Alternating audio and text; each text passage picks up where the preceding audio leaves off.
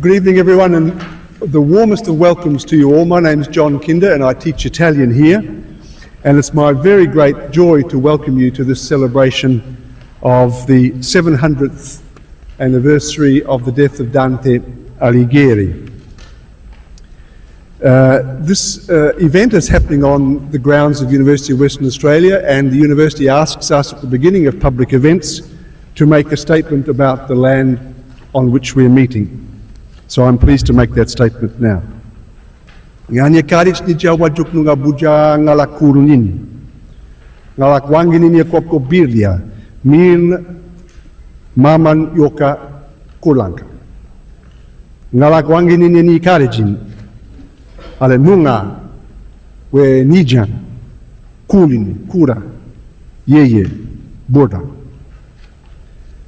It's a very great pleasure to welcome you all, and especially some special guests this evening. I'm pleased to welcome the Consul for Italy, Dr. Niccolò Costantini, the Dr. Tony Buti, MLA, Minister, among other things, for Multicultural Interests, and Emeritus Professor John Scott, the former Professor of Italian and the person to whom I owe my job at this university. It's a great pleasure to welcome you, John. This evening aims to do two things. It aims to celebrate Dante Alighieri in the 700th year of his death by looking again with fresh and Australian eyes at his Divine Comedy. And secondly, the evening is a celebration of the rich tradition of language teaching at the University of Western Australia. And so to begin the proceedings, I'd like to call on the Consul for Italy to say a few words to us.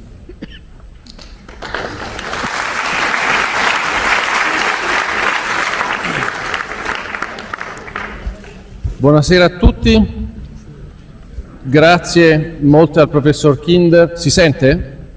Sì. Grazie molte al professor Kinder per la presentazione e soprattutto per l'organizzazione di una serata così bella volta a celebrare la 21ª settimana della lingua italiana nel mondo. First of all, I'd like to acknowledge the traditional owners of the land on which we meet, the Whadjuk people of the Noongar Nation, and I pay my respect to the elders past, present, and emerging. And I'm very glad to see so many friends of our language, starting from the Honourable Tony Buti, MLA, Minister for Citizenship and Multicultural Interests, among many other things, all gathered tonight around a very special figure of Italian culture that turns 700 years today. This year, not today. And I'm not referring to John, but I'm referring to Dante Alighieri, whom the Italian Ministry of Foreign Affairs and International Cooperation has chosen as the main theme of this year's Italian Language Week. Come sapete, ogni anno il Ministero degli Affari Esteri e della Cooperazione Internazionale, sotto l'alto patronato del Presidente della Repubblica e in collaborazione con altre istituzioni deputate alla promozione della lingua italiana, dedica un'intera settimana alla celebrazione della nostra lingua. You might know that Italian is officially spoken by 66 million people all around the world. It is the fourth most studied language in the world by more than 2 million people, 18% of which are located in the Asia-Pacific region. And of all these beautiful numbers I just mentioned, 56,000 learners are here in WA. And yeah.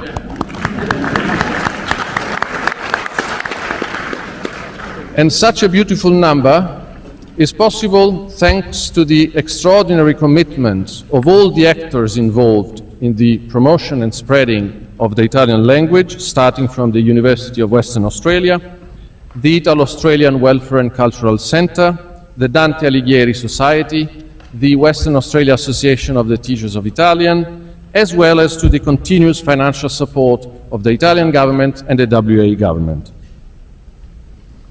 A few days ago, during the launch event of the Italian Language Week in Rome, our Vice Minister of Foreign Affairs, the Honorable Marina Sereni, said that the Italian language is the very first ambassador of Italian culture. That is so true, perché attraverso la lingua possiamo diffondere i nostri valori, la nostra cultura, i nostri principi, attraendo milioni di persone verso le infinite storie e opportunità che l'Italia ha da offrire. Indeed, learning a foreign language is absolutely important, particularly in a globalized world, since it is a powerful means that unlocks new doors and opens up new horizons and opportunities. Moreover, considering the challenges posed by the COVID-19 pandemic, learning a new language creates even stronger bridges between peoples and cultures, regardless of the geographical distance. Proprio per questi motivi, insieme agli attori del Sistema Italia in WA, abbiamo concepito un programma di iniziative per la settimana della lingua italiana nel mondo, di cui l'evento di questa sera è quello più importante, calendario che potete trovare anche sul nostro sito, e sempre sul sito potete anche scaricare un interessantissimo ebook prodotto dall'Accademia della Crusca, di cui il professor Kinder è rappresentante, sul tema della settimana della lingua e curato da due insigni accademici quali Giovanna Frosini e Giuseppe Polimeni. Inoltre, per rendere questa serata ancora più realistica, sul tema della Divina Commedia abbiamo allestito qua all'esterno una visita virtuale nell'inferno dantesco grazie all'applicazione Inferno 5 realizzata dal Ministero degli Affari Esteri italiano. Quindi spero che poi con i vostri cellulari possiate immergervi nell'inferno e che gradiate la vista, poi però tornate sulla terra e non restate nell'inferno. So to conclude, I just would like to invite all of you to not spare any effort in learning, spreading, discovering the Italian language at 360 degrees in a creative way, and by remembering that Italian is a universal language of design, art, literature, music, science, technology, fashion, food, and much more. It is what we call vivere all'italiana, living the Italian way. If we have a language encompassing all of this, we must be very grateful to Dante Alighieri and to his extraordinary genius. And we are also proud that the Divine Comedy still bears a very meaningful message to the entire world about the journey of our lives. Now I have to stop because John is looking at me like Caronte with Dante, so finisco qua. Come? No. Quindi grazie per la vostra attenzione, grazie alla UWA per aver organizzato questa meravigliosa serata e buona settimana della lingua italiana a tutti. Grazie.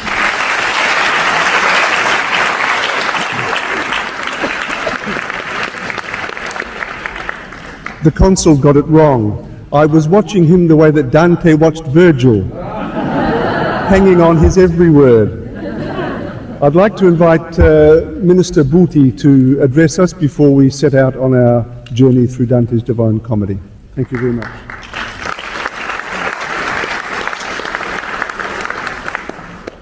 Thank you very much, John. And could I also commence by acknowledging that we do stand on the traditional land of the Whadjuk people, the Noongar Nation, and pay respects to the elders past, present and emerging. John, you would be one of the few people in Western Australia that pronounces my surname correctly. So, well done. Could I also acknowledge, of course, Nicola Costini, the Consul General of Italy, and also Mr. Alessandro Vero, the President of the Dante Alighieri Society of West Australia, and of course Professor John Scott, Emeritus Professor of Italian at the University of West Australia, and of course a very well-known figure in the Italian language education sector in Western Australia. So thank you very much for your contribution over the many, many years. Tonight we are very fortunate that we're going to watch and listen to an exceptional performance, a showcase of richness of language, and of course celebrating 700 years of Dante. I should put a caveat there. I didn't realise I'm actually doing the last reading, so I'm just started practicing now. So you'll get 9 exceptional acts, and then unfortunately you have me to come up to the end. So when people ask you tomorrow what was it like to be at the Dante's Divine Comedy, you'll say that it was absolutely outstanding, and you'll forget about the last performance. So please be kind to me. Of course, Dante, as we know, is often referred to as the educator of the Italian language, as the founder of the Italian language. He's a philosopher, a great storyteller, and of course a great person of letters. And he wrote many works over the year that have endlessly been reworked and performed at events like this. So I'm sure we're going to have a very fascinating evening. The learning of languages is, of course, incredibly important, and of course, at a university, it provides the opportunity for students to delve into the richness of a culture. By learning the language, you delve into the history and the culture. And as far as the West Australian government is concerned, and the teaching of the Italian language, I'm proud to say that I'm part of a government that actually ensured that the funding of Italian languages remained at the level that it used to be many years ago. It did actually go through a cut a while ago, and when we came back into government, we did ensure that was refunded to the level that it should be. Actually, in the WA Cabinet, there are 3 members of Italian ancestry: Rita Saviotti, myself, and Paul Papalia. All 3 of us have Galabrese ancestry. I also have ancestry from Tuscany, which I'm sure the Consul of Italy is very happy about. So look, without further ado, enjoy tonight. Thank you very much for the invitation, and please be kind to me at the end. Thank you.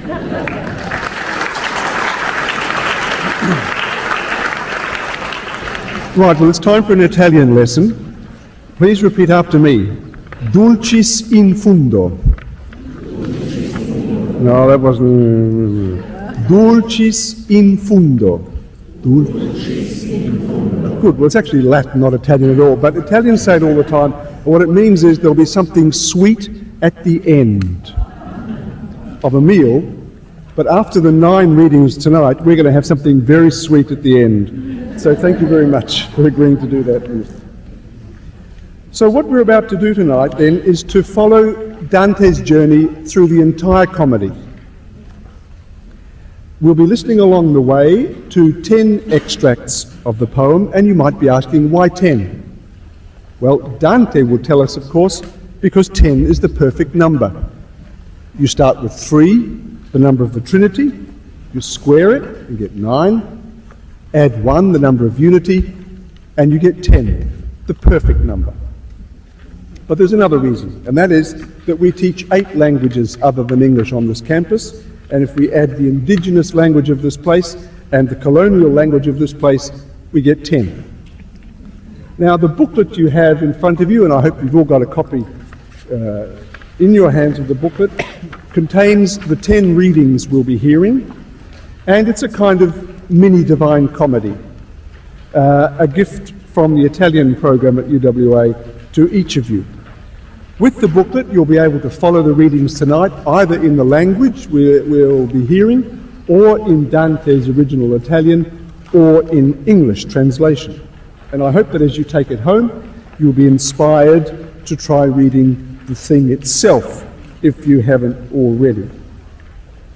The booklet also lists at the back, it lists the translations we've used, and it lists the images we'll be seeing as we follow Dante on his journey. I've tried in the selection to go as wide and varied as possible, just to make the point that artists have responded to Dante across 7 centuries and all the continents.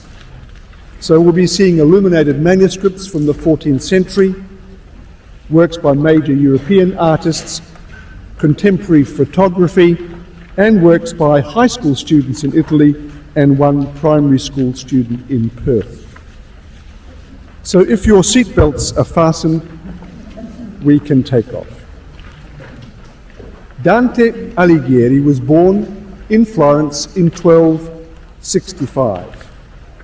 In the year 1300, he tells us, he woke up, came to his senses in a dark forest. In 1300, Dante was 35 years old and was therefore halfway through the normal maximum span of years, because Dante knew, having read the Old Testament, that 70 years, 70 years and 10, is the life allocated to humans.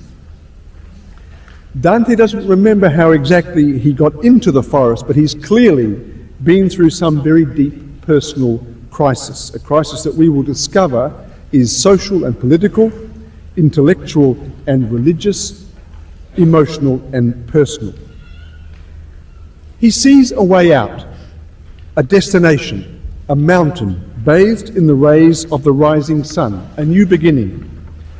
But his path is blocked by wild beasts, the beasts of pride, envy, and avarice.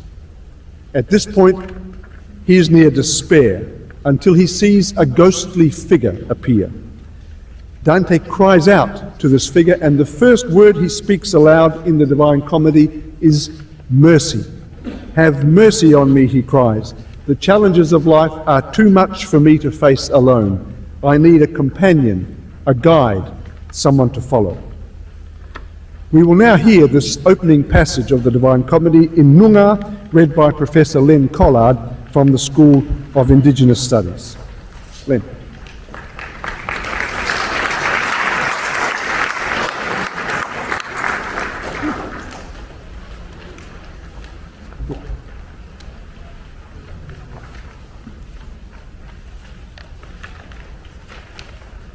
Great to see so many folk here tonight.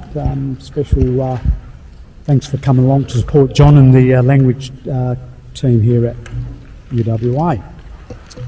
So, niti nyunga boja nalaka nyuangin nuna niti kenda nuna da kadit nyunga korangan morangan yinalang niti bojara yaingan morangan yinalang borangan morangan niti berdia nuna kadit niti rana. Bodoan nuna kada yaw koling ngan jenang ngan nuna wot koling wangin ngan viria nita bujara nuna kada wot koling and wangin nuna morang nita. Tony, next time you know what you need to do. Thank you. So, ngan duduk birit kadang ngan born bola ngan molok nining. Ngan bara kuling awun boja boyang bola bal karang badal wara ngan weran o kadich bal jam noich mokain alicha kop janang nach pajat ngan bara ngan wangani ngan buna boja dara kul karijan burt ngan bidi rap barakul kawara ngan bokul bodak ninin bilya werangala ngan kurt weyan durn nat yura janang ni bot yaka kat yerang alicha ngang badaning khot wenyan da bat nyinin khori kejo bao mindich wara aliwa nganyunga wordan ngara badang mokyan wuranga kumba warden karang kurakul janang kaya ngan burna boja kora janang nyongara bula alicha noich nini ngan jena wirdu kit nunak ba bakul badalang yura dan bang aliwa ni boko kwaja riba ba yura ba mudich yao nga badang ba yuragan kul yak ba ngan bulyaka julba biraka yining ngak ba jananga yabaru yira kuling kura balapin wurak wearing ngan kwajala kul kut kwabading nyon Barna kojul badang Palkarang budayakan da duadayakan kwejal ba overword ngan nga wenyan walin ni ngan nyunga janangin balda nining ora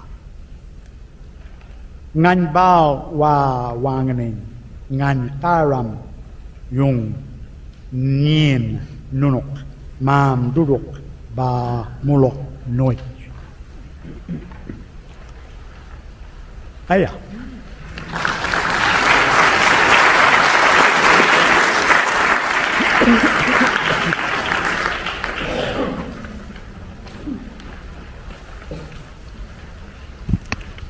The person Dante meets is the soul of the ancient Roman poet Virgil. He's come to get Dante out of this hopeless situation. But he did not come on his own accord. He was sent by Beatrice. She's the woman Dante loved. All his earlier poetry and writing about love was inspired by Beatrice. When she died young, this had a big part in the crisis in which Dante finds himself. Her early death inspired him, he said, to write things about Beatrice that had never been written about any woman. Virgil offers to take Dante to the top of the mountain, but not the easy, direct way. There's another road he must take. To reach the top, Dante must first climb down. He must go into himself if he is to be ready to then move out, to accomplish his full potential. And so they set out, and they come eventually to the gate of hell, which is wide and always open. Written across the top are the words many of us know, "Abandon all hope, ye who enter." Passing through the gate, Dante begins his descent into the realm of human evil. He must climb down an immense pit built on 9 levels, one for each particular kind of sin. He sees enormous crowds of damned souls, so many, he says, that he would never have believed death had undone so many. He meets individual souls and engages them in conversation. Some are famous characters from history or mythology. Some are his contemporaries from Florence and other parts of Italy. Some people he knew. In the second of the 9 circles are punished the souls of the lustful.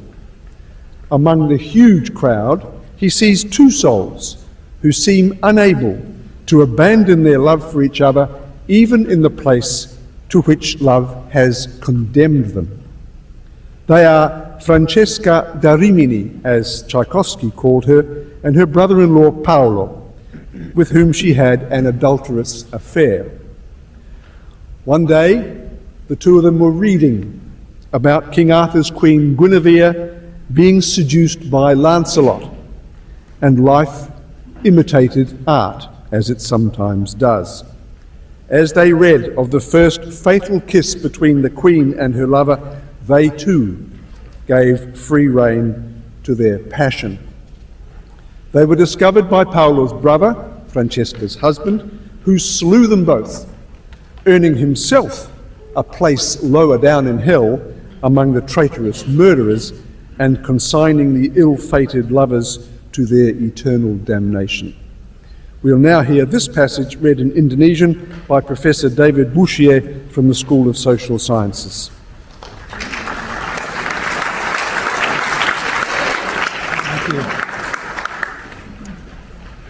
Oh makhluk hidup yang baik budi dan ramah, yang menjenguk kami melalui kegelapan udara.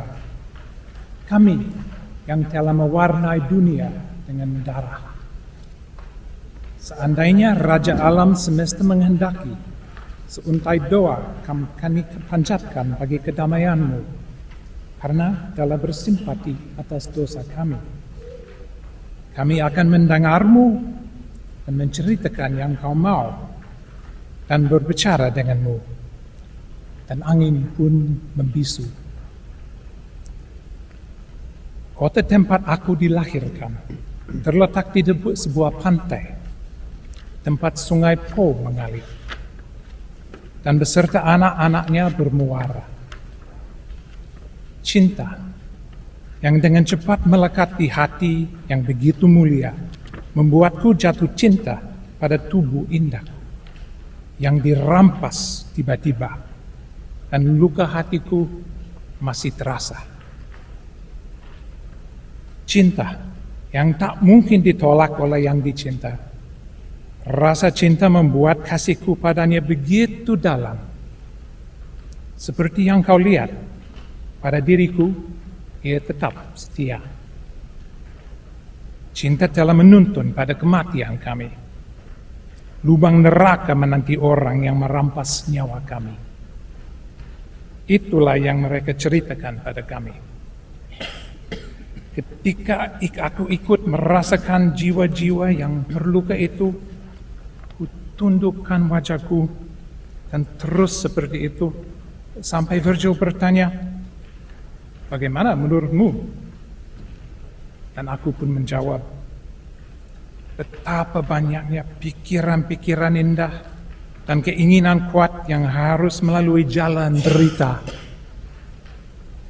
Kemudian aku menoleh pada mereka dan berkata, "Francesca, deritamu sungguh membuatku sedih dan iba, sampai aku mengeluarkan air mata.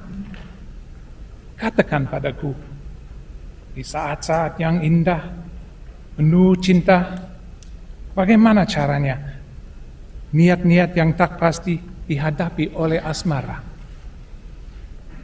Dia pun menjawab, "Tak ada yang lebih membuat pilu daripada mengingat saat-saat bahagia ketika kita sedang didera derita."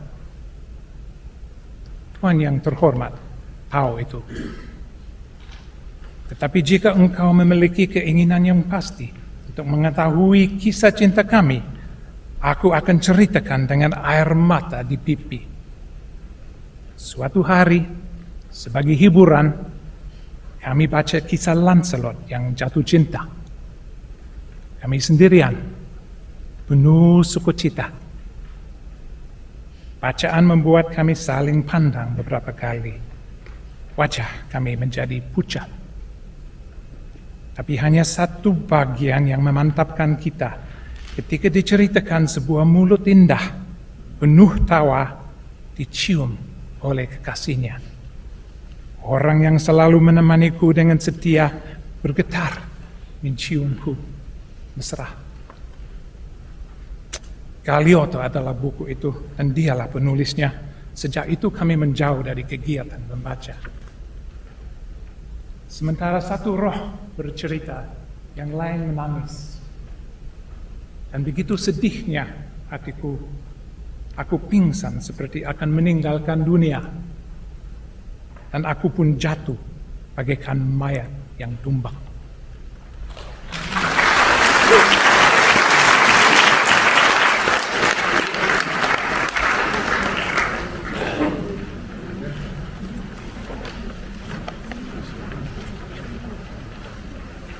They continue down.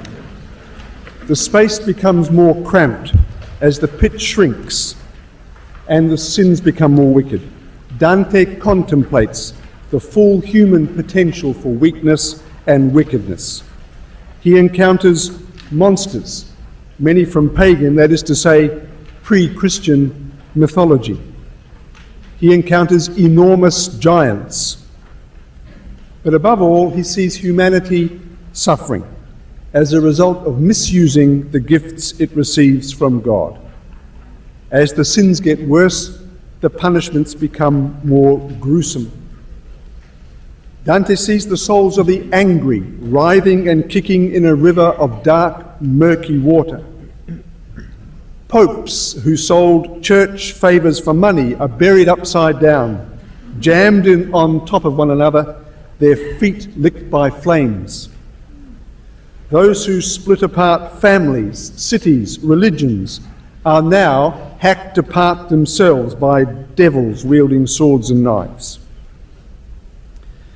Dante and Virgil come across the souls of Ulysses and Diomed, Greek heroes of Homer's Iliad.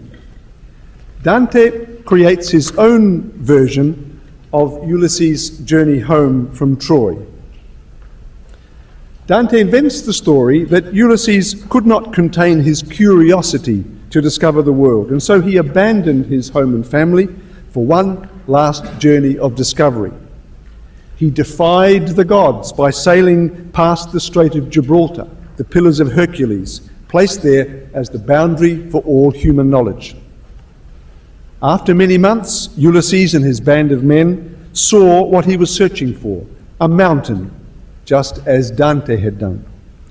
But because Ulysses had come there by his own devices and without divine approval, a storm rises up from the ocean and consigns him and his crew to the deep.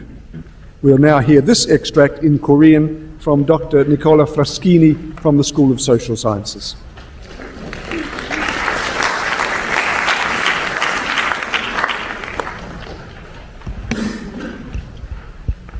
Can I say that I felt more comfortable in reading in the original language, but anyway, here we are.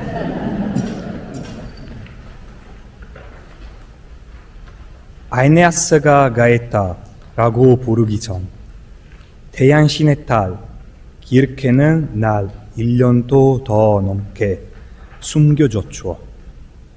그녀를 떠났을 때 내 자식의 귀여움도 늙은 아버지의 연민도 또 내 아내 페네로페를 당연히 기쁘게 해줬어야 할 나의 신실한 사랑도 세상과 인간의 악과 가치에 대해 모조리 알고 싶은 내 가슴 속의 열정을 이겨낼 수 없었소. 그래서 나는 오직 한쪽 예배에 의지해 늘 나와 함께 했던 소수의 논유들과 함께 깊고 넓은 바다로 나왔어. 멀리 에스파냐와 모로코까지 이쪽 해양과 저쪽 해양을 보았고 이 바다에 머물 적시는 사르디냐와 다른 섬들도 보았소. 나와 논유들은 늙어갔고 몸도 둔해졌다오. 그 무렵 우리는 그 누구도 넘어가지 못하도록 헤라클레스가 벼지를 고자든 비좁은 어구에 도착했어. 오른쪽으로는 세비야를 떠난 뒤였고 반대쪽으로는 세타를 떠난 뒤였어. 나는 이렇게 말했다오. 오 현재들이여, 수많은 위험을 무릅쓰고 드디어 우린 세상의 서쪽 끝에 다다랐다. 우리에게 생명은 이제 정말 얼마 남지 않았다. 하지만 태양의 뒤를 조자 사람이 살지 않는 세상을 찾아가려는 마음을 버리지 마라. 그대들의 혈통을 생각해라. 그대들은 짐승처럼 살기 위해 태어난 것이 아니라 덕과 지혜를 따르기 위해 태어났다. 그 짧은 연설에 논녀들은 앞으로 나아가고 싶은 연망에 불타 나중에는 그들을 멈추게 할 수 없을 정도였다오. 선미를 아침에 두고 우리는 미친 듯 바닥거리는 날개처럼 노를 저어서 계속 왼쪽으로 항해했어. 밤에는 다른 크게 모든 별들이 보였어. 우리 국의 별들은 낮게 내려와 바다의 수면 위로 올라오지 않았어. 우리가 그 무모한 모험을 시작한 뒤 달 아래 빛이 5번이나 켜졌다가 다시 꺼졌을 무렵 산 하나가 멀리 희미하게 나타났는데 어찌나 높이 솟았던지 그런 산을 본 적이 없었소. 우리는 기뻤어. 그러나 기쁨은 금방 통곡으로 바뀌었다오. 그 낯선 땅에서 풍랑이 일어나 뱃머리를 들이받았기 때문이요. 풍랑이 우리를 배를 바닷물과 함께 세 바퀴 돌게 했다오. 네 바퀴차에 선미가 높이 솟아오르더니 뱃머리에서 떨어져 마침내 바다가 우리 위로 덮쳐왔어. 하느님께서 원하셨던 대로였다오.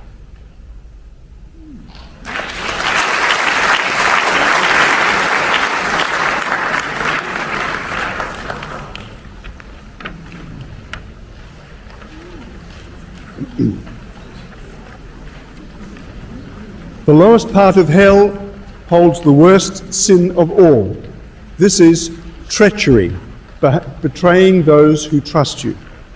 To commit such a sin requires a heart as cold as ice, and so the sinners are locked forever in a huge lake of ice.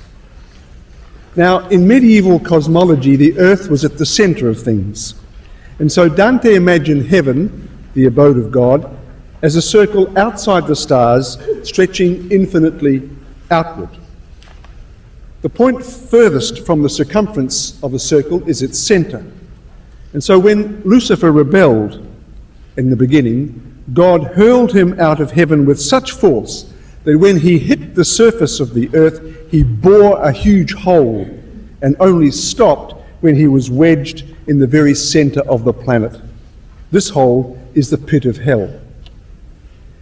As the devil drove his way in, he pushed an enormous amount of soil out the other side. It formed a mountain. This is the mountain of purgatory, somewhere in the Pacific Ocean east of Fiji, according The devil is trapped in ice up to his waist, with 3 heads in a grotesque parody of the Holy Trinity of God. In each of his mouths, he is gnawing on a sinner, the worst traitors humanity has ever known. Judas Iscariot, who betrayed Jesus for 30 pieces of silver, and Brutus and Cassius, who betrayed their friend Julius Caesar. Between them, they betrayed God and man, church and state, the 2 institutions given us by God to guide us on earth. At this point, Dante jumps onto Virgil's back and they climb down Lucifer's huge body. As they pass down his waist, Dante finds to his confusion that they are now not climbing downwards, but up. He has passed through the center of universal gravity and is now climbing up to the southern hemisphere. He comes out in the middle of the ocean at the base of a huge mountain. It is the dawn of a new day. Purgatory is a space for people who are going to heaven but first need to purge themselves of their memory of sin or of the perverting effects that sin has on the soul. They must climb the mountain, still struggling with their memories of the past and their desire for the future, caught between nostalgia and hope. Dante sees a boatload of souls of the recently died, arriving guided by a glorious but somewhat intimidating angel. He makes his own way up the mountain and soon has an encounter which teaches him an important principle. He meets Buonconte da Montefeltro. He was killed, Buonconte, in the Battle of Campaldino, in which Dante also took part. At the moment of his death, Buonconte says he called on the name of Mary, the mother of Jesus, and this was enough to save him. As he breathed his last, a demon came to take his body down to hell, but just as quickly a good angel appeared, claiming the body for paradise. The one little tear that Bonconte had shed before his death outweighed all his sins and earned him eternal union with God, after an appropriate time in purgatory, of course. Dante learns that God shows his strength through mercy. We'll now hear this passage in French from Professor Hélène Jacomard from the School of Humanities, of which I'm also a member.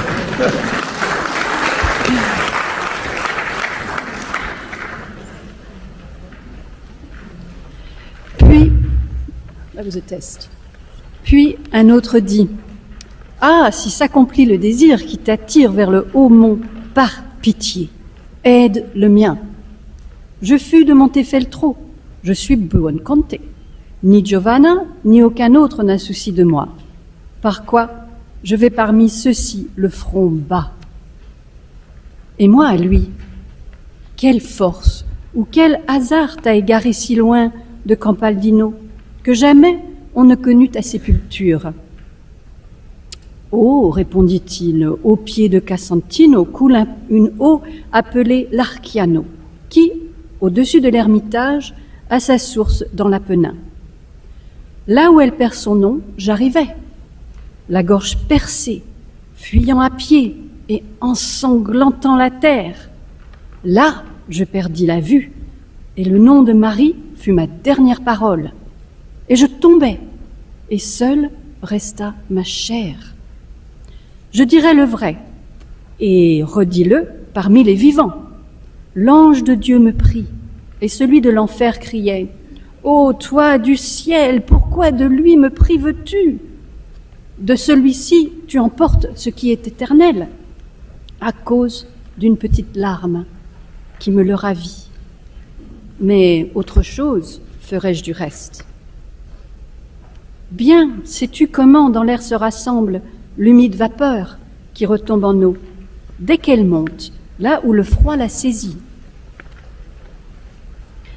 Au méchant vouloir qui me cherche que le mal, joignant l'intelligence, il agita la fumée et le vent par la puissance que lui donne sa nature. Ainsi, quand le jour fut éteint, de Prato Magno au Grand Mont, la vallée se couvrit de brouillard, et le ciel, au-dessus, devint si dense que l'air saturé se convertit en eau. La pluie tomba, et dans les fossés regorgea ce que n'absorba point la terre. Et lorsqu'elle se fut amassée dans les grandes rivières, si violemment vers le fleuve royal, elle se précipita, que rien ne la retint. L'impétueux Archiano trouva sur ses bords mon corps glacé et dénoua la croix que de moi j'avais fait. Quand me vainquit la douleur, il me tourna sur le côté, puis de ses rapines me recouvrit et me ceignit. Ah, quand tu seras de retour dans le monde, reposé de ton long voyage, dit, après le second, le troisième esprit, souviens-toi de moi, qui suis la Pia. Si elle me fit, me défie la marraine. Le sait celui qui auparavant m'avait, en m'épousant, mis son anneau de gemme.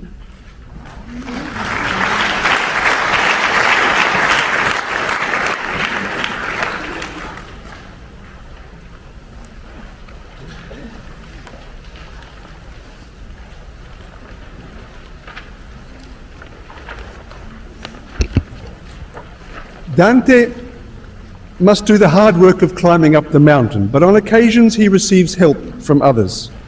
Once he dreamed he was taken from one level to the next by an eagle.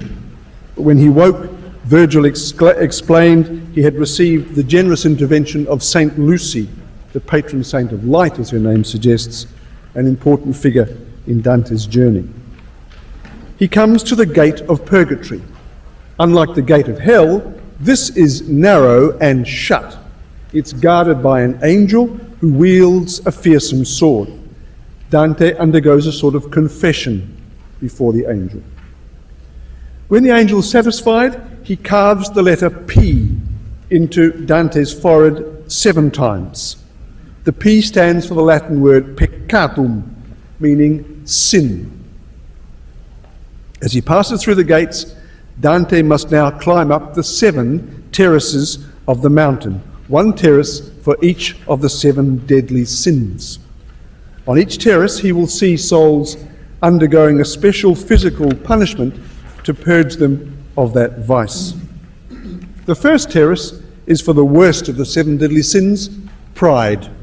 It was pride that led Adam and Eve to eat the apple. Here, the souls walk around carrying huge boulders which force them to bend over in the position of humility. Dante too must bend low to speak with them. And so he sees carved on the floor and the walls images of pride and its opposite virtue, humility. He's overcome at how we humans misuse the potential that is in us. And in one of the most memorable of his many unforgettable images, he cries out to the readers, "Do you not know that we are worms born to form the angelic butterfly that soars without defences to face eternal justice?" We shall hear this passage read in German by Professor Alexander Ludwig of the School of Humanities.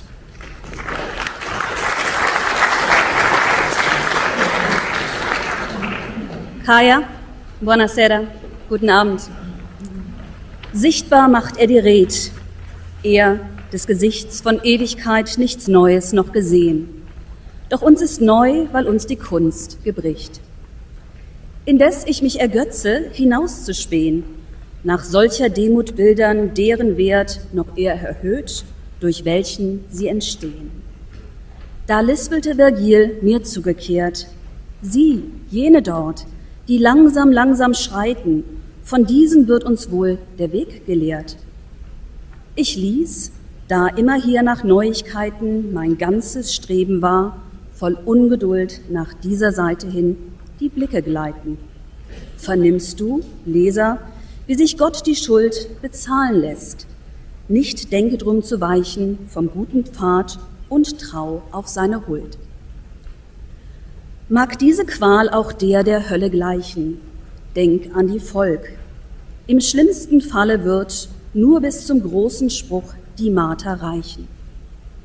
Ich sprach, nur unklar seh ich und verwirrt, was dort sich naht. Sind's menschliche Gestalten, was unstet itzt vor meinem Auge flirrt?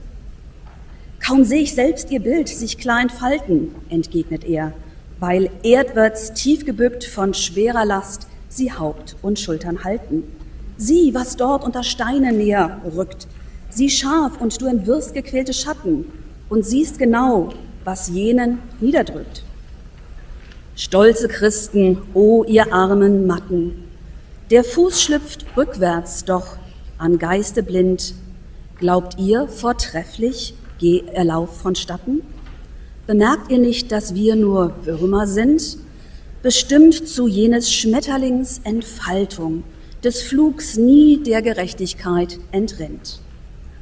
Was tragt ihr hoch das Haupt von stolzer Haltung? Gewürm, das öfter, wenn's der Pupp entflieht, verkrüppelt, ist zu schnöder Missgestaltung. Wie man zuweilen wohl Gestalten sieht, anstatt des Simses tragend Dach und Decken, gekrümmt, dass sich das Knie zum Busen zieht, die im Beschauer wahres Leid erwecken, durch falschen Schmerz, so könnt ich, jetzt so klar, bei schärferem Hinschauen jene dort entdecken. Den mehr, den minder tief geboren zwar, als ob die Last hier mehr, dort minder wiege, doch der auch, der am meisten duldsam war, schien tränenvoll zu sagen, ich erliege.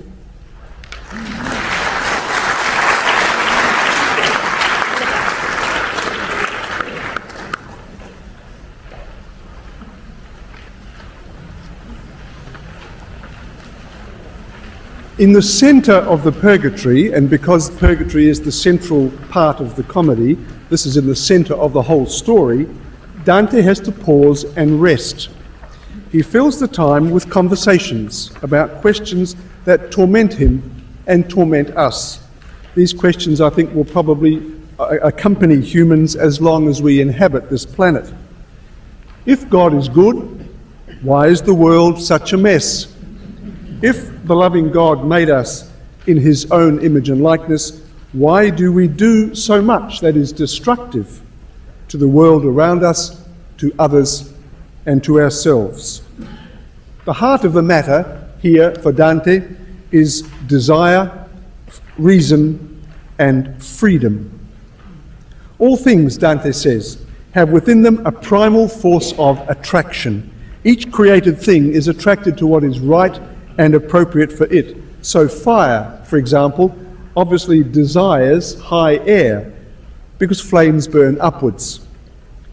As humans, we are naturally attracted to what satisfies our desires. This is the natural tendency in us, like plants naturally produce green leaves and bees naturally produce honey. Desire is the movement that keeps all things in being. It's hardwired into our DNA, we might say.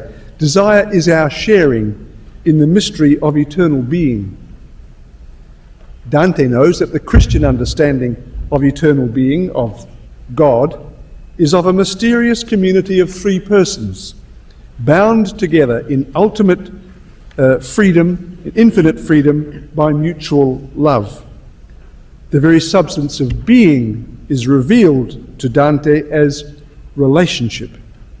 At the heart of Dante's searching is love. Well, we were expecting this, since the motivation for writing the comedy was Dante's experience of love for Beatrice. And as a Christian, Dante knew that God is love. But he wants to tie this all together.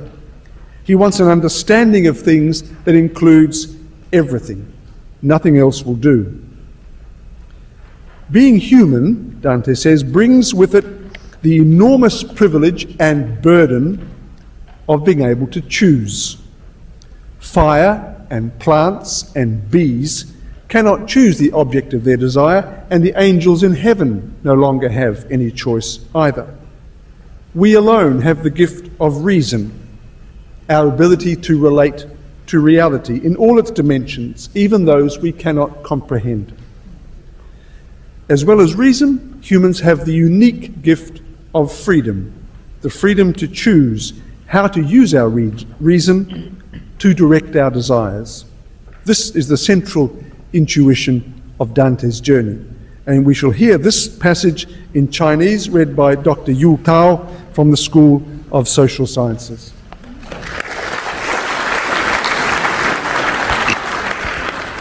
Thank you, John. Before I start, I just want to make a quick apology because I just find there is a typo here, a little typo here. Then I made a choice of my reason to still tell you that. Hopefully that won't send us back to the hell. But I think I can guarantee you that this will not in any way disrupt my reading or your listening, because as we already experienced tonight, I think Dante's greatness goes beyond the form of the language, although the Italian language is great.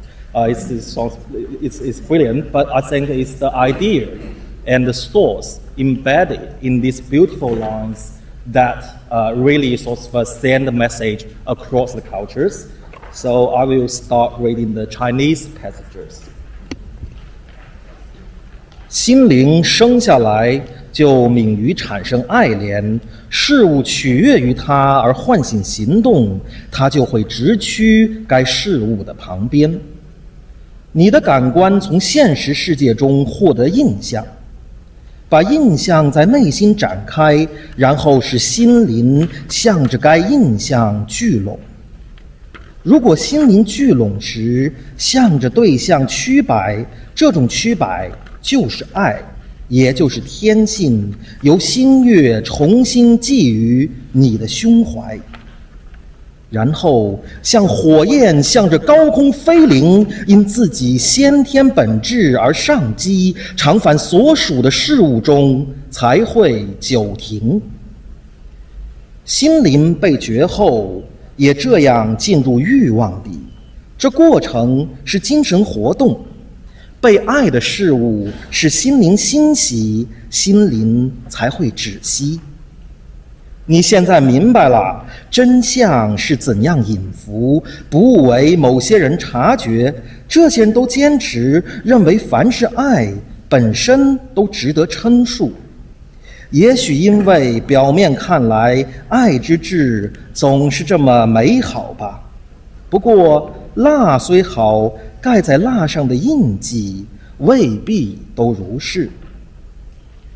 你的话语把我的心智引导，我回答说，为我昭示了爱，但这样一来，我就更充满困扰。如果我们的爱或赐于外，而灵魂再没有其他的脚行走，走对或走歪，就不是其功劳所在。老师说，在这里我只能为你析剖理智的实践，进一步的奥义需其背题立采去阐发，那是信仰的范畴。每一种实质既与物质分离，又与物质浑然相连在一体，实质本身又蕴含书信于本体。这种书信在行动中方会昭露，也只会在效果中获得彰显，一如植物的生命靠绿叶发书。所以人类不知道最初的意念在哪里认识，也不知道感情何以对最初的课题产生眷恋。这些特点是你们固有的本性，一如酿蜜的热忱之于蜜蜂，这原始的意念超越褒贬的渐贫。那么为了使众志以他为归程，哪有本能在心中剖情析理，并负责把持允诺和拒绝的准绳？个人该得赏或是受罚，就以这原则为归依。结果如何，要看他怎样把善爱或恶爱收集扬弃。有些人推论时能向根本研探，就会觉察到这种先天的自由，并因此把伦理道德向后世宣颁。那么即使爱在你的心头燃起，是受了必然的规律驱推，操纵的力量仍属内心的范畴。这种崇高的能力被提立采称为自由意志，因此如果他跟你提起，你务必把这点记在心内。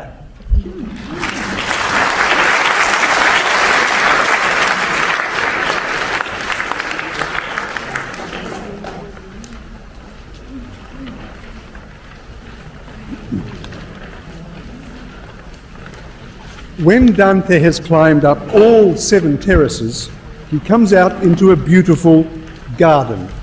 He has, it seemed, returned to a state of original innocence, much like a Garden of Eden, perhaps. A strange and elaborate event occurs somewhere between a liturgical procession and a piece of medieval street theatre. The procession is an exquisite representation of the Christian Bible. The Hebrew scriptures before the coming of Jesus, the Gospels that tell of his life and death and resurrection, and the books of the Bible written later by his followers. At the centre of this mysterious procession is an empty chariot being drawn by a griffin, a creature of fantasy, with the body and hind legs of a lion and the head and wings of an eagle. 2 natures in one being, an obvious reference to Jesus, the Word made flesh. But when Dante sees someone descending on a cloud to take their place in the chariot, it is not some divinity he sees, but Beatrice, the woman he had loved as a young man, the woman he had promised to write things that no man had ever written about a woman. Dante here looks around for Virgil for support, but finds he is alone, and now must face an unrelenting interrogation from Beatrice. She needs him to see that his error was to stop at the appearance of things, at the surface. Beatrice's beauty was intended by God to ignite Dante's passion for the God of love, who had sent such a creature of love into Dante's life. We'll hear this passage read in Spanish by Dr. Raquel Brandúñez from the School of Humanities.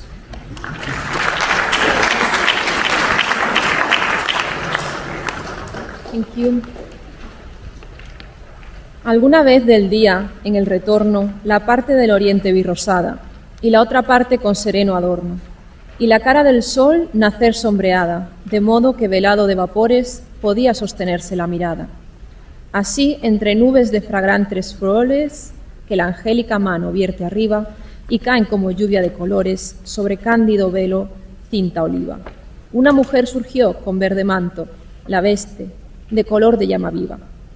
Y el alma mía, que por tiempo tanto no se había encontrado en su presencia, trémulo de placer ante su encanto, aún sin tener del ojo la conciencia, por oculta virtud de ella nacida, sintió de antiguo amor la gran potencia. Al contemplar aquella faz querida, la alta virtud de mi temprano afecto, que en la infancia me abrió doliente herida. Volvíme a la siniestra con respeto, como el infante corre hacia la mama, del miedo o de aflicción por el defecto, a decir a Virgilio: ni un dracma que no tiemble de sangre me ha quedado, conozco el signo de la antigua llama. Mas Virgilio me había abandonado, Virgilio el gran maestro, el dulce padre, a quien ella me había encomendado. Y en el vergel de nuestra antigua madre, mi faz por el rocío emblanquecida, se escureció otra vez llorando al padre. Dante, no de Virgilio la partida te haga llorar, pues llorarás ahora por otra espada que abrirá su herida. Y Beatriz, lo mayor que se procura de lo menor a la memoria priva, a la mente nublando vista oscura. Pero mira el Enue, que allí deriva, llévale a él, y en su onda venturosa haz que su flaco espíritu reviva. Y Matilde, con alma generosa, que no se excusa del llamado amigo, al primer signo vino bondadosa. La bella dona me llevó consigo, y al emprender la marcha dijo a Estacio, con infinita gracia: ven conmigo. Si tuviese el lector más largo espacio para escribir, yo cantaría en parte dulce beber de que no estuve sacio. Mas las hojas que el numen me reparte, con mi segundo canto se han llenado, y me contiene con su freno el arte. Yo volví de aquel río consagrado, como planta en que brotan frondas bellas, por una nueva savia renovado, puro y pronto a subir a las estrellas.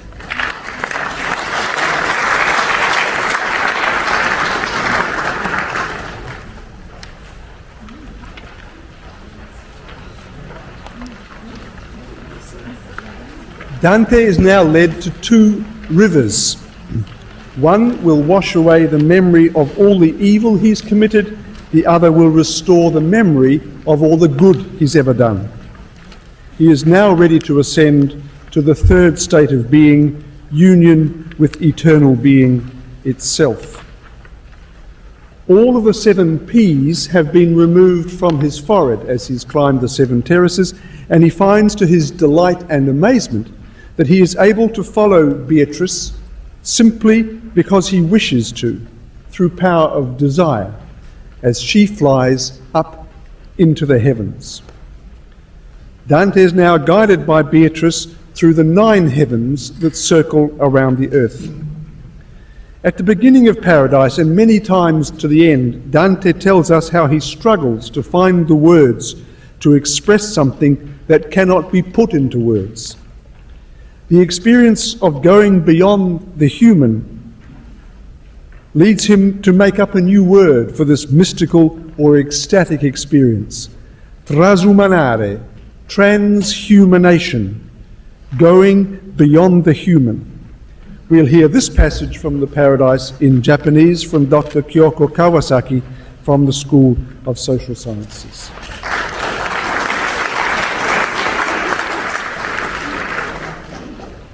Beatrice はその目をひたすら常しえの輪に注ぎて立ち、我は我が目を上より移して彼に注げり。彼の姿を見るに及び、我がうち、あたかもかのグラウコが己を海の神々の友たらしむるに至れる草を味わえる時のごとくになりき。そもそも超人のことたるこれを言葉に表しがたし、これゆえに恵みによりて、これが試すをへべきもの、この霊をもてたれりとすべし。雨をすべ治むる愛よ。我は汝が最後に作りし我の一部に過ぎざりしか。これは見光にて我をあげし、汝の知りたもうところなり。慕わるるにより汝が無給となしし運行、汝の整えかつ分かつその麗しき調べをもって、我が心は引けるとき、日輪の炎、意図広く天を燃やすと見えたり、雨または川という、ともかく広がれる海は作らじ。音のくすしきと光の大いなるとはそのもとにつき、いまだ感じじことなきほどに強き願いを我が心に燃やしたり。これにおいてか、我を知ること、我がごとくなりし淑女、我が乱るる魂を沈めんとて、我の未だ問わざる先に口を開き生ける者は、汝乱れる思いをもて自ら己を愚かならしむ。これゆえに、これをすつれば見ゆる者をも汝は見るを得ざるなり。汝は汝の信じるごとく、今地上にあるにあらず、現に己がところをいでてはする稲妻林といえども、汝のこれに帰るに及ばじ。我が第一の疑いは、これらの微笑める短き言葉によりて、とけしかど、一つの新たなる疑いを起こりて、いよいよ痛く我を絡めり。我、すなわち言う。かの大いなる怪しみに尽きては我が心すでに足りて休んず。されどいかにして我これらの軽き物体を超えて登るや、今これを怪しとする。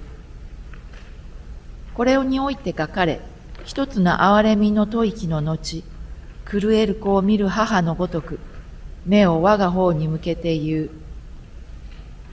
おおよそありしとあらゆるもの、皆その間に秩序を有す。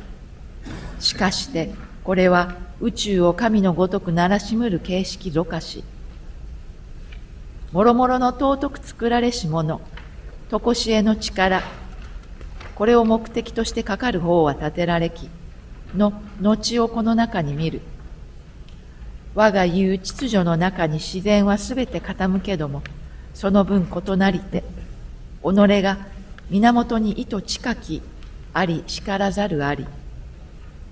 これゆえに皆己が受けたる本能に導かれつつ、存在の大海を渡りて多くの異なる港に向かう。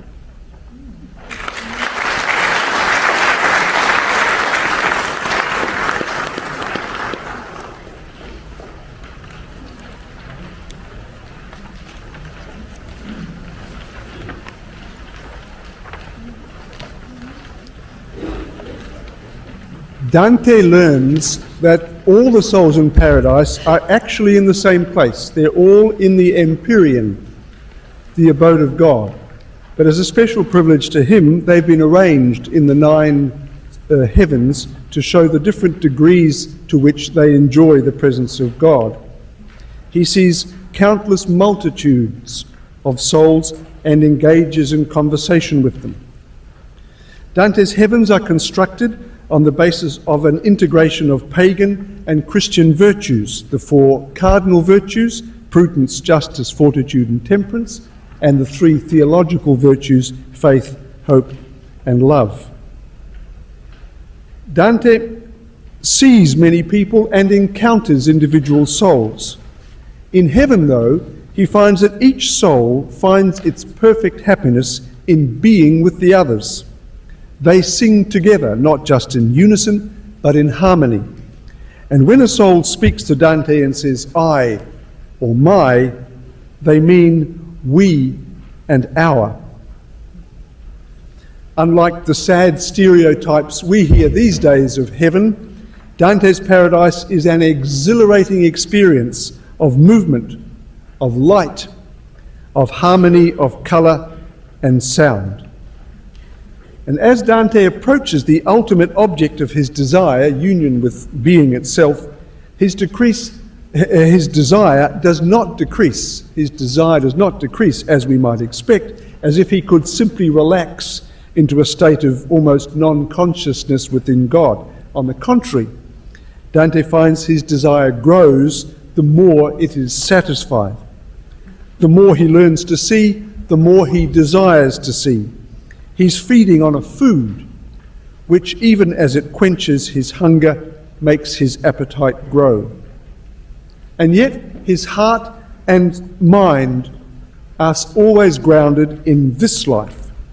At one point he stops and looks back and sees all the universe at his feet, the heavens, the stars, and far off in the distance he sees the earth.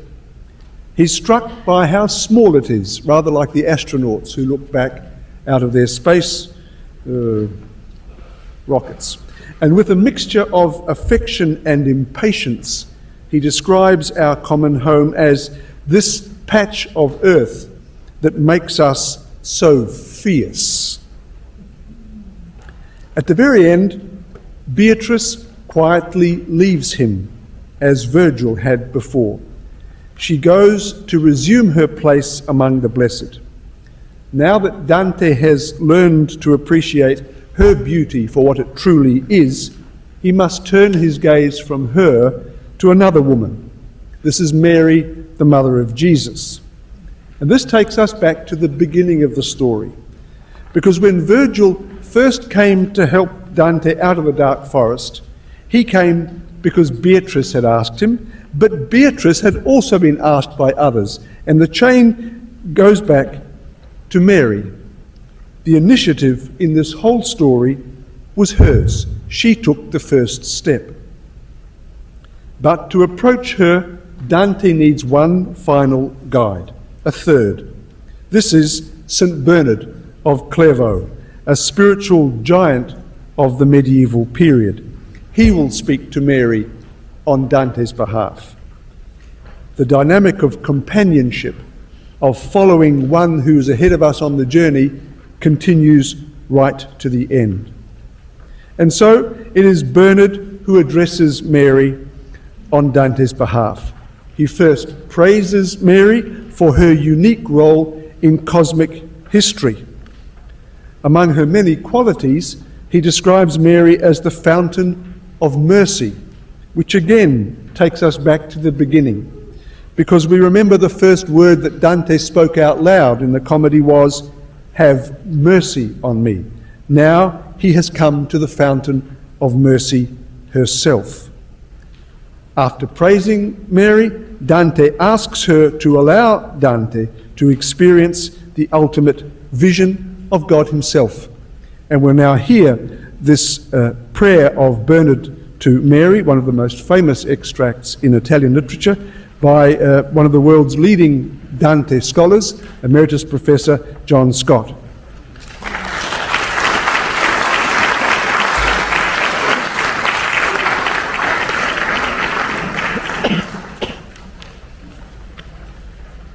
I've been struck this evening, listening to these readings, how if only my remote ancestors had not built the Tower of Babel, I would have been able to enjoy to the full the readings in all these wonderful disparate languages. It's an interesting slant on the story, the myth of the Tower of Babel, that Dante gives us in one of his works. He says that the punishment was not only the confusion of tongues, but that the various participants were punished by being given languages. The most responsible, let's say the architects, were given the worst languages, and the people who were down at the bottom got the best languages. So perhaps Italian, which is one of the most beautiful languages in the world, the ancestors were among the downtrodden people of the Sindacato at Babele.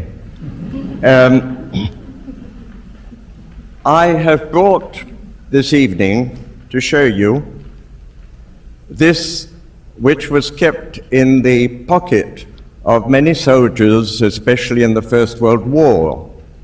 It was called a Dantino, and it contains the 14,233 lines of verse that are in the Commedia, which is, of course, referred to now as the Divine Comedy.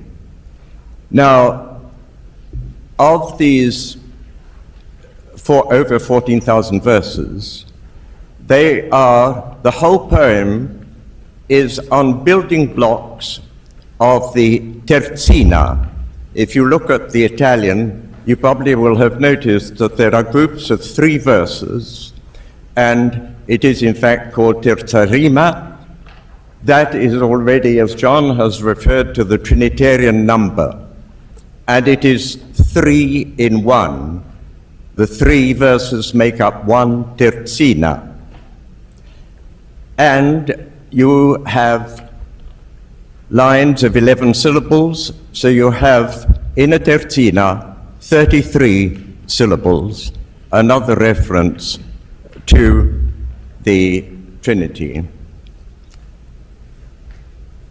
Giovanni di Paolo was a Sienese painter in the 15th century, and I'd just like to point out that the wonderful blue in the images you've already seen, and this one, there was a big change in color sensibility about the year 1000. Before that, the supreme color was red. You still have it in the clothes of the cardinals of the Roman Church. And then, mainly because of the depiction of the Virgil's mantle, her cloak, in blue, and the fact that blue was the color of the kings of France. We still have in English royal blue. So you have this shift towards the blue, which is so magnificently shown, I think, by Giovanni di Paolo. I will now just ask you to look or to think of 2 words in this canto, which I shall read. One is the word piacere, or piacer, which is in line 33, and most of you who know Italian will have heard per piacere and so on all the time. It means, in this context, beauty. And Francesca da Rimini, in Canto 5 of Inferno, if you remember, told us that she had fallen in love with Paolo because of his piacere, his handsome beauty. The other word is donna. That is a word which is omnivorous in the Italian language, but here it is the feminine of Dominus, the Lord, of course, and Mary, as she is also called, the Queen of Heaven. Can you hear me at the back? Yes? Vergine Madre, figlia del tuo figlio, umile e alta più che creatura, termine fisso d'eterno consiglio, tu sei colei che l'umana natura nobilitasti sì, che il suo fattore non disdegnò di farsi sua fattura. Nel ventre tuo si raccese l'amore per lo cui caldo nell'eterna pace così è germinato questo fiore. Qui sei a noi meridiana face di caritate, e giuso intra mortali sei di speranza fontana vivace. Donna, sei tanto grande e tanto vale, che qual vol grazia e a te non ricorre, sua disianza vuol volar sanz'ali.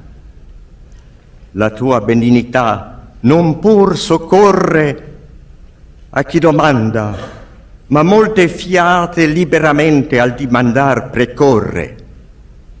In te misericordia, in te pietate, in te magnificenza, in te s'aduna quantunque in creatura e di bontate. Or questi, che dall'infima lacuna dell'universo, infin qui, ha vedute le vite spiritali ad una, supplica a te per grazia di virtute tanto che possa con gli occhi levarsi più alto verso l'ultima salute. Ed io, che mai per mio veder non arsi più che fopero suo, tutti i miei preghi ti porgo e prego che non siano scarsi, perché tu ogni nube li disleghi di sua mortalità coi preghi tuoi, sì che il sommo piacer li si dispieghi. Ancor ti prego, Regina, che puoi ciò che tu vuoli, che conservi sani dopo tanto veder gli affetti suoi. Vinca tua guardia ai movimenti umani. Vedi, Beatrice, con quanti beati per i miei preghi ti chiudon le mani. Gli occhi da Dio diletti e venerati, fissi nell'orator, ne dimostraro quanto i divoti preghi le son grati. Indi all'eterno lume s'addrizzaro, nel qual non si dee creder che s'invii per creatura l'occhio tanto chiaro. E io, ch'al fine di tutti i disii appropinquava, sì come mio dovea, l'ardor del desiderio in me finii. Bernardo m'accennava e sorridea perch'io guardassi suso, ma io era già per me stesso tal qual lei voleva, che la mia vista, venendo sincera, e più entrava per il raggio dell'alta luce che da sé è vera. Da qui innanzi il mio veder fumaggio che il parlar mostra, che a tal vista cede, e cede la memoria a tanto oltraggio.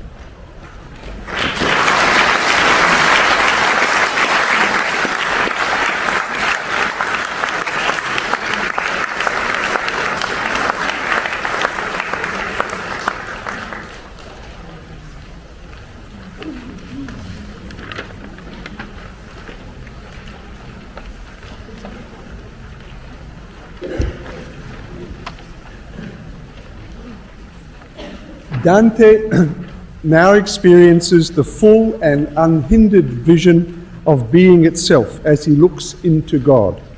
He experiences three visions. He sees all reality, the book God has written in his act of creation with all its pages scattered through the universe. Now he sees this book bound together with love in the mind of God. He sees three circles of the same dimension, but different colors. Two reflect each other, and the third burns red with love. Finally, he sees in the second of the three circles a human face. Our face, he says. And our minds go back to the first line of this extraordinary journey, when he said that Dante said he found himself in the midpoint of our life. And to read the closing lines of the Divine Comedy, Dulcis in fundo, I'd like to ask Dr. Tony Bulti, MLA, to come and read them to us.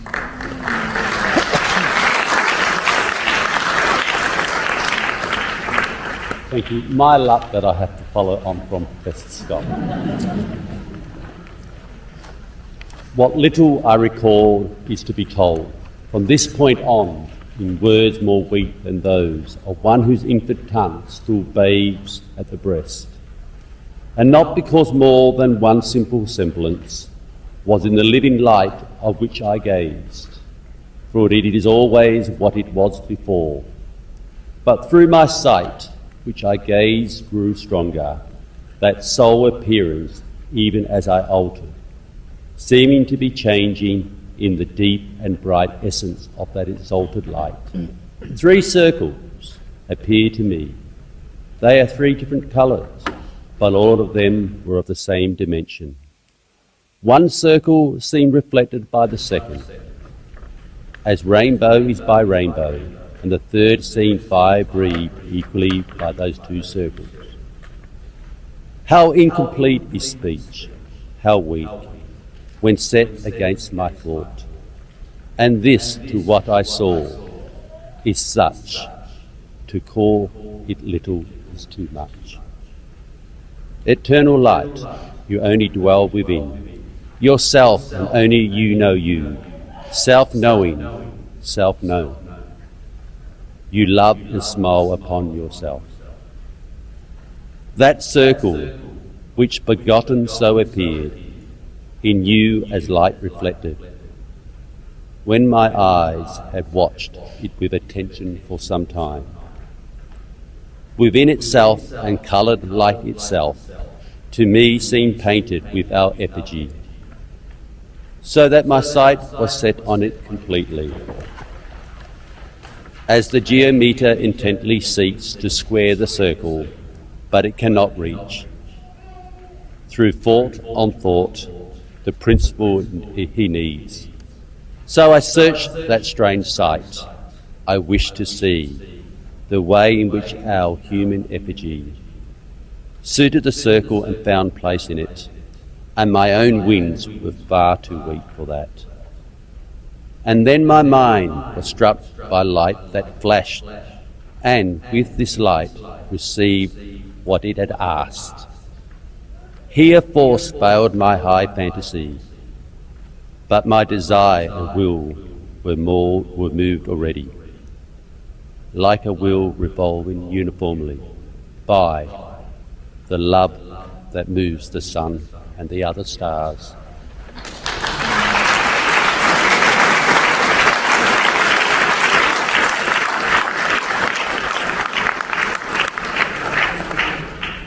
Thank you very much. So, to conclude, I'd just like to make a couple of comments and then express some thanks. My final comments are that it seems to me that the story that Dante has told is not a story about the afterlife at all. It's a story about this life. Dante said that his reason for writing it was to help his readers move from a state of misery to a state of happiness. The path to do that, he sets out for us, is to follow our heart. Not just the seat of our emotions, but the seat of our reason, our relationship with reality and our relationship with our destiny, which is infinity itself. And this, I think, is why Pope Francis earlier this year described Dante Alighieri as a prophet of hope. I'd like to thank very much my wonderful colleagues for accepting the invitation to come and read Dante's poem in their languages. I think they've done a splendid job, and I'd like you to thank them with me.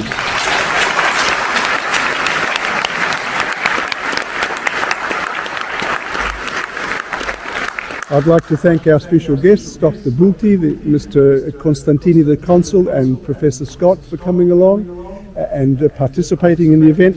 And I'd like also to thank my splendid students who helped prepare the booklet, run the slides, and do many other jobs that made the whole event possible. So thank you, guests.